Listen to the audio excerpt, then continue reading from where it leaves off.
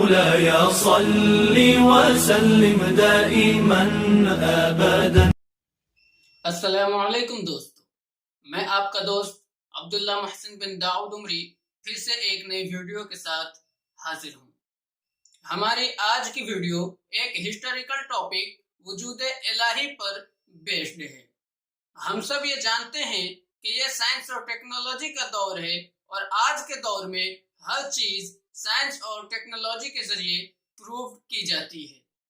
اگر آپ آج کے ملحدوں اور ناستکوں سے سوال کریں کہ آپ اللہ کے وجود کا انکار کیوں کرتے ہیں، تو ان کا ایک سمپل سا جواب یہی ہوگا کہ سائنس وجود الہی جیسے ان پروفڈ فیتھ کو ایکسیپٹ نہیں کرتی ہے۔ ان ملحدوں اور ناستکوں سے میرا سوال ہے، کیا بگ بینگ تھیوری یا نظریہ ارتقاء یا اس طرح کی جتنی بھی تھیوریز ہیں، کیا وہ سائنٹیفکلی پروفڈ ہیں؟ تھیوری کا مطلب ہی اندازہ یا قیاس آرائی ہے، یعنی کسی بھی چیز کو سمجھنے یا سمجھانے کے لیے انومان یا اٹکلیں لگانے کا نام ہی تھیوری ہے۔ سائنس کسی بھی تھیوری کو ایکسیپٹ یا ریجیکٹ اس وقت تک نہیں کرتی ہے جب تک اس تھیوری کے اگینسٹ یا سپورٹ میں کوئی سائنٹیفک پروف نہ ملے، یعنی جب تک تھیوری سائنٹیفک پروف سے خالی رہے گی تب تک نہ اسے سائنس ایکسیپٹ کرے گی اور نہ ہی ریجیکٹ کرے گی۔ اس لیے سائنس ہر ٹاپک کے نیگیٹو اور پازیٹیو سائیڈ پر ریسرچ کرتی ہے، اور یہی وجہ ہے کہ کچھ سائنٹسٹ ریلیجیس ہوتے ہیں اور کچھ ایتھیسٹ۔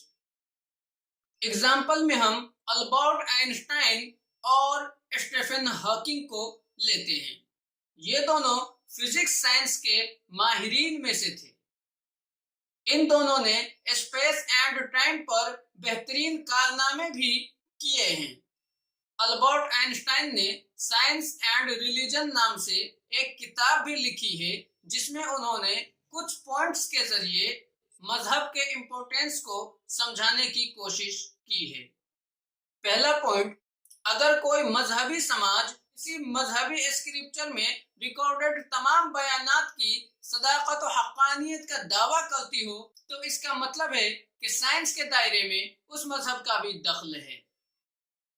دوسرا پوائنٹ، سائنس اور مذہب کے دائرے الگ الگ ہونے کے باوجود ان کا ریلیشن اور ڈیپینڈنسی ایک دوسرے سے بہت زیادہ ریلیٹڈ ہے۔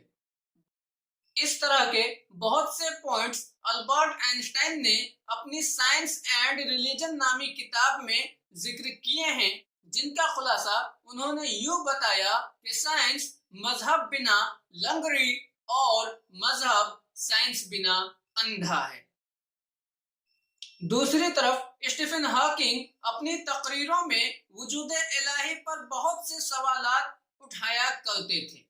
اپنی فیمس اور last book brief answers to the big questions کے پہلے چیپٹر میں ہی وجود الہی پر بحث کرتے ہوئے لکھا کہ مجھے خدا سے کوئی رنجش، کوئی شکایت نہیں ہے۔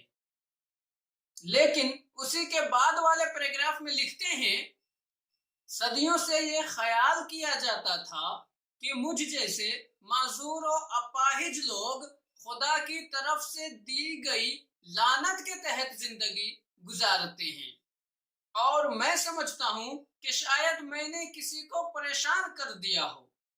ہاکنگ کی ان باتوں سے ظاہر ہوتا ہے کہ انہیں خدا سے شکوہ تھا، شکایت تھی اپنے اپاہج ہونے پر، اور اسی وجہ سے وہ وجود الہی کا انکار کیا کرتے تھے۔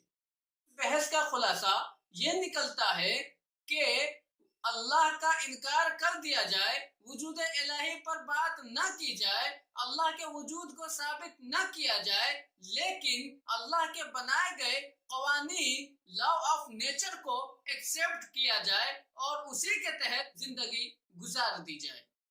ایک سائنٹسٹ کے اس طرح کی بیہودہ باتوں سے ظاہر ہوتا ہے کہ یہ دشمنی میں ہی کہی گئی باتیں ہیں، اور آج کے ملحد و ناستک اسٹیفن ہاکنگ کے ہی فالوور ہیں جو وجود الہی کا انکار کرتے ہیں۔ اگر سائنس سچ مچ وجود الہی کی منکر ہوتی تو ہر سائنٹسٹ اور ہر ریسرچر اللہ کے وجود کا منکر ہوتا۔